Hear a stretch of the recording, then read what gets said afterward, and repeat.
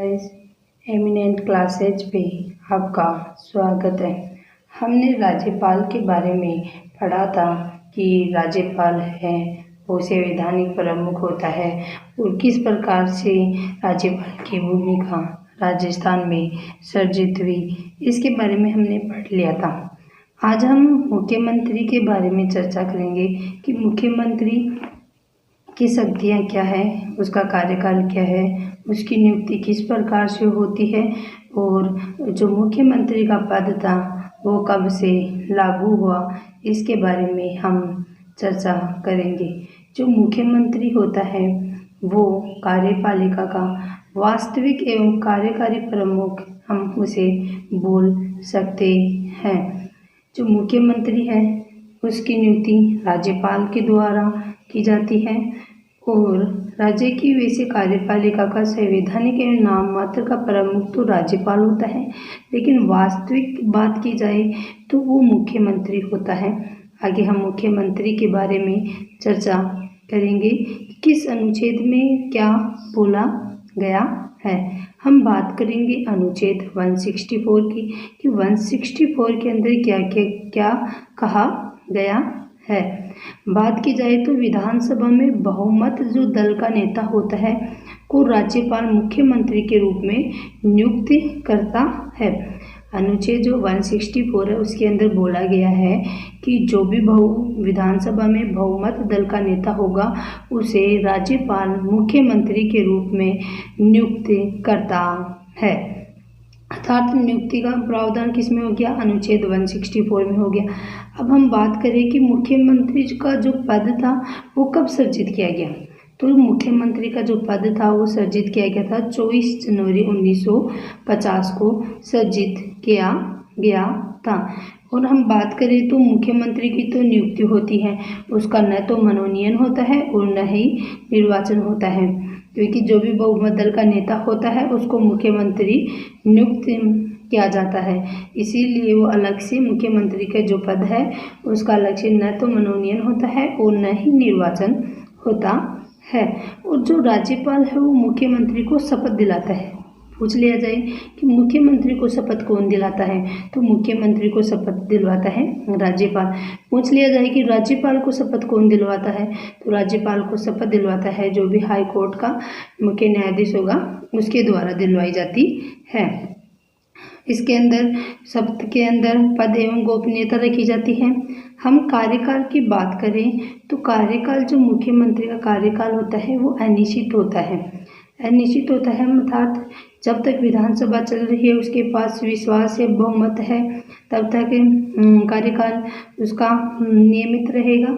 और राज्यपाल के जो प्रसाद पर्यंत रहेगा, राज्यपाल के प्रसाद पर्यंत से मतलब है कि जब तक उसके पास बहुमत रहेगा तब तक वह पद पर बना रहेगा, और जब उसके पास बहुमत नहीं होगा तो राज्यपाल अपने विवेक की शक्ति से मुख्यमंत्री पद को या मंत्री जो परिषद होती है उसको भंग कर सकता है।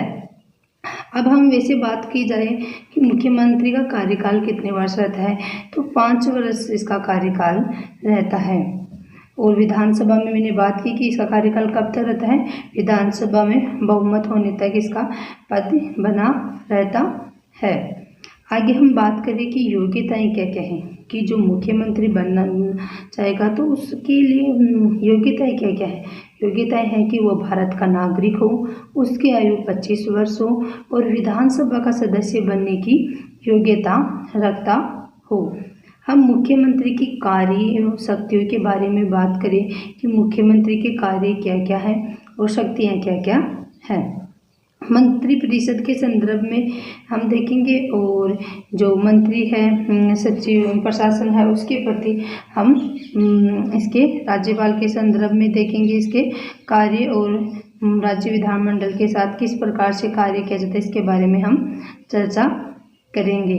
सबसे पहले हम देखें कि जो मंत्रिपरिषद है उसके संदर्भ में बात की जाए तो कि उसके कार्य क्या क्या है।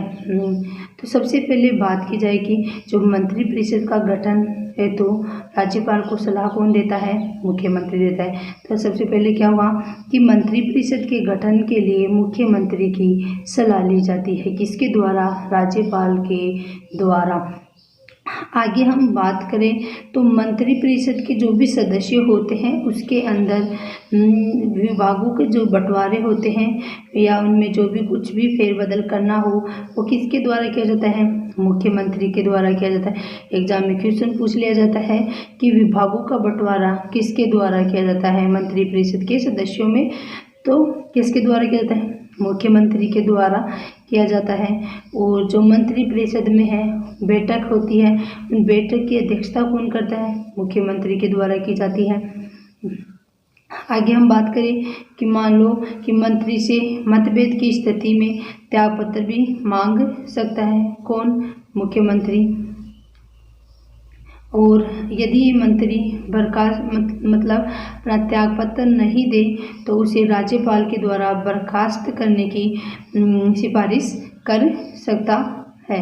ये ध्यान रखना कि जो भी मंत्री है उसे मतभेद की स्थिति में जब मुख्यमंत्री त्यागपत्र मांग सकता है, अगर मान लो कि मंत्री त्यागपत्र न दे तो वह उस राज्यपाल को बर्खास्त करने की सिफारिश कर सकता है।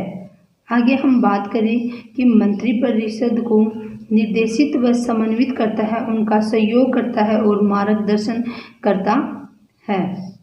कौन करता है, मंत्रिपरिषद होती है वो जो मुख्यमंत्री होती है उसको निर्देश देती है, उसके साथ समन्वय बनाए रखती है और उसका किसी भी जो कार्य या योजना बनाई जाती है उसमें उसका सहयोग किया जाता है। कोई कानून बनाया जाता है तो उसके अंदर जो भी मंत्रिपरिषद होती है उसका मार्गदर्शन और सहयोग करती है। हम मुख्यमंत्री के त्यागपत्र पर मंत्रिपरिषद भंग हो सकती है अर्थात मंत्रिपरिषद भंग हो जाती है, तब मुख्यमंत्री के द्वारा त्यागपत्र दिया जाता है। क्वेश्चन पूछ लिया जाए कि मुख्यमंत्री के त्यागपत्र देने पर क्या होता है, तो मुख्यमंत्री जब अपना त्यागपत्र देता है, एक तो जब देता है जब मंत्रिपरिषद भंग हो जाती है या मंत्रिपरिषद को भंग करने के लिए मुख्यमंत्री के द्वारा त्यागपत्र दिया जाता है। हम राज्यपाल के संदर्भ में मुख्यमंत्री की कार्य एवं शक्तियों की बात करें तो राज्यपाल के संदर्भ में क्या है, तो राज्यपाल की बात की जाए तो अनुच्छेद 167 में क्या कहा गया है कि मुख्यमंत्री का कर्तव्य है कि वह समय समय पर सरकार की जो भी गतिविधियों के बारे में गतिविधियां होती है उन गतिविधियों के बारे में राज्यपाल को अवगत कराए या राज्यपाल को बताएं। क्वेश्चन पूछ लिया जाए कि सरकार के द्वारा जो भी गतिविधियां की जाती है वो राज्यपाल को अवगत कराने के लिए किस अनुच्छेद का प्रयोग किया जाता है, तो अनुच्छेद का भी ध्यान रखना है। अनुच्छेद 167 के अंदर मुख्यमंत्री का कर्तव्य है कि वो समय समय पर सरकार की गतिविधियों के बारे में राज्यपाल को अवगत कराए। अब आगे हम बात करें कि राज्य में जो भी सर्वोच्च पदाधिकारियों की नियुक्ति होती है उनके संबंध में राज्यपाल को सलाह देता है कौन, मुख्यमंत्री। ध्यान रखना है कि जो भी कौन कौन से पदाधिकारी हैं उनको मुख्यमंत्री की सलाह दी जाती है राज्यपाल को नियुक्त करने के लिए। तो हम सबसे पहले देखिए महाधिवक्ता, जो महाधिवक्ता होता है उसकी नियुक्ति के लिए मुख्यमंत्री की सलाह ली जाती है, किसके द्वारा, राज्यपाल के द्वारा।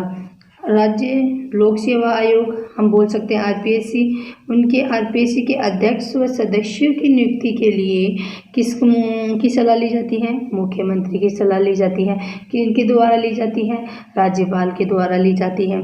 जो लोकायुक्त होते हैं, लोकायुक्त की नियुक्ति के लिए भी मुख्यमंत्री की सलाह ली जाती है। राज्य निर्वाचन आयुक्त होते हैं उनकी नियुक्ति के लिए भी राज्यपाल की सलाह मुख्यमंत्री की सलाह ली जाती है। हम बात करें राज्य महिला आयोग अध्यक्ष की, तो राज्य महिला आयोग के अध्यक्ष हैं उनके लिए भी मुख्यमंत्री अपनी सलाह देता है। राज्य मानवाधिकार आयोग के जो अध्यक्ष हैं उनकी नियुक्ति पर भी मुख्यमंत्री के द्वारा सलाह दी जाती है। अब हम मुख्यमंत्री और राज्य विधानमंडल के साथ जो मुख्यमंत्री की शक्तियाँ हैं उनकी बात की जाए तो क्या होता है कि सदन का सबसे पहले बात की जाए तो मुख्यमंत्री होता है विधानमंडल के अंदर सदन का नेता होता है। विधानसभा और विधान परिषद दो परिषद होती हैं, दो होते हैं, दो सदन होते हैं। तो जो मुख्यमंत्री होता है वो सदन का नेता होता है। वो विधानमंडल का सत्र बुलाने के लिए राज्यपाल को सलाह देता है और वह सत्र समाप्त करता है। तो ध्यान रखना है कि मुख्यमंत्री है वो सदन का नेता होता है और विधानमंडल का सत्र बुलाने के लिए राज्यपाल को सलाह देता है, वह सत्र प्राप्त करता है। आगे हम बात करें कि वह राज्यपाल को किसी भी समय विधानमंडल भंग करने की सलाह देता है कि जो विधानमंडल है उसको भंग करने के लिए राज्यपाल को किसी भी समय मुख्यमंत्री के द्वारा सलाह दी जाती है। सदन के पटल पर सरकारी नीतियां रखता है कौन? मुख्यमंत्री है। जो सदन के जो पटल है उस पर सरकारी नीतियों के बारे में बात रखता है। सरकारी या हम बोल सकते हैं कि सरकारी नीतियां रखता है। हम मुख्यमंत्री की अन्य शक्तियों की बात करें तो नियोजन बोर्ड की अध्यक्षता करता है। जो नियोजन बोर्ड है उसकी अध्यक्षता करता है। अंतर्राज्यीय जो परिषद होती है उसमें प्रतिनिधित्व होता है किसका? मुख्यमंत्री का। क्षेत्रीय जो भी परिषद होती है उनके अध्यक्ष के रूप में भूमिका दी जाती है किसके द्वारा? मुख्यमंत्री के द्वारा। नीति आयोग की जो भी शासी परिषद है उसमें राज्य का प्रतिनिधित्व करता है मुख्यमंत्री। राज्य सरकार का मुख्य प्रवक्ता होता है कौन? मुख्यमंत्री। अब हम आगे बात करें कि अब तक 13 मुख्यमंत्री बने हैं। 13 मुख्यमंत्री बने हैं कहाँ पर? राजस्थान के अंदर बने हैं। सबसे पहले बात की जाए कि प्रथम मुख्यमंत्री कौन थे? तो प्रथम मुख्यमंत्री कौन थे? प्रथम मुख्यमंत्री थे हीरालाल शास्त्री जो मनोनीत किए गए थे। क्वेश्चन पूछ लिया जाए कि प्रथम मुख्यमंत्री कौन थे? राज्य के प्रथम मुख्यमंत्री कौन थे? तो हीरालाल शास्त्री थे और इनका जन्म जोबनेर के अंदर जयपुर में हुआ था। आगे हम बात करें प्रथम निर्वाचित मुख्यमंत्री की। तो प्रथम निर्वाचित मुख्यमंत्री कौन थे? प्रथम निर्वाचित मुख्यमंत्री थे टीकाराम पालीवाल। हम टीकाराम पालीवाल की बात करें तो ये प्रथम विधानसभा जो चुनाव हुए थे उनके प्रथम लोकतांत्रिक सरकार बनी थी, वह पालीवाल प्रथम निर्वाचित मुख्यमंत्री बने थे। तो ध्यान रखना है, क्वेश्चन पूछ लिया जाए कि प्रथम निर्वाचित मुख्यमंत्री कौन थे? तो कौन थे? टीकाराम पालीवाल। मतलब ये इनसे पहले भी 3 मुख्यमंत्री बन चुके थे, हीरालाल शास्त्री, CS वेंकटाचार्य, जे नारायण व्यास और चौथे थे टीकाराम पालीवाल जिनको निर्वाचित किया गया था। पूछ लिया जाए क्वेश्चन कि ऐसा मुख्यमंत्री कौन था जिसको निर्वाचित व मनोनीत दोनों किए गए थे? तो जो जे नारायण व्यास थे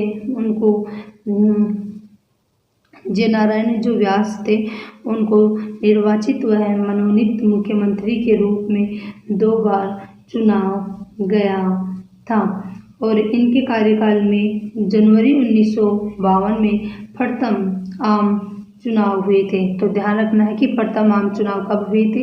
1952 में प्रथम आम चुनाव हुए थे। हम बात करें सबसे लंबी अवधि तक मुख्यमंत्री कौन रहा? तो मोहनलाल जो सुखाड़िया थे वो सबसे लंबी अवधि तक मुख्यमंत्री रहे। कब से कब तक रहे? 13 नवंबर 1954 से 8 जुलाई 1971 तक जो मोहनलाल सुखाड़िया थे वो मुख्यमंत्री रहे। हम बात करें कि कितनी बार मुख्यमंत्री बने थे? ये सर्वाधिक 4 बार मुख्यमंत्री बने थे। कौन? मोहनलाल सुखाड़िया। हम बरकतुल्ला खां की बात करें तो बरकतुल्ला खां थे राज्य के पहले व एकमात्र अल्पसंख्यक मुख्यमंत्री थे। क्वेश्चन पूछ लिया जाए कि राज्य के एकमात्र अल्पसंख्यक मुख्यमंत्री कौन थे, तो वो थे श्री बरकतुल्लाह खां। इनका कार्यकाल कब से था, तो इनका कार्यकाल सन 9/7/73 से 11/10/1973 तक इनका कार्यकाल था और इनकी पद पर रहते हुए ही मृत्यु हो गई थी। और ये जब भारत पाक युद्ध हुआ 1971, उसी समय ये मुख्यमंत्री भी थे और 1973 में इनका निधन हो गया था कार्यकाल के दौरान ही।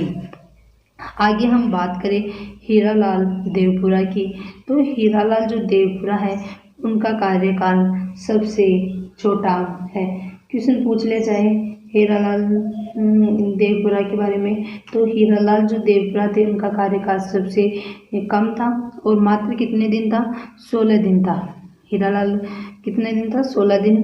23 फरवरी 1985 से 1 मार्च 1985 तक इनका कार्यकाल था। अब बात की जाए राजस्थान की पहली महिला मुख्यमंत्री, तो राजस्थान की पहली महिला मुख्यमंत्री कौन थी, वसुंधरा राजे थी। और कौन सी विधानसभा में बनी थी, 12वीं विधानसभा में। कौन सी विधानसभा में, 12वीं जो विधानसभा थी उसके दौरान पहली महिला मुख्यमंत्री के रूप में कौन चुना गया था, वसुंधरा राजे सिंधिया चुनी गई थी, प्रथम महिला। और राज्य में पहली बार इसी के समय भाजपा को स्पष्ट बहुमत वाली सरकार बनी थी। पहली बार पूछ लिया जाए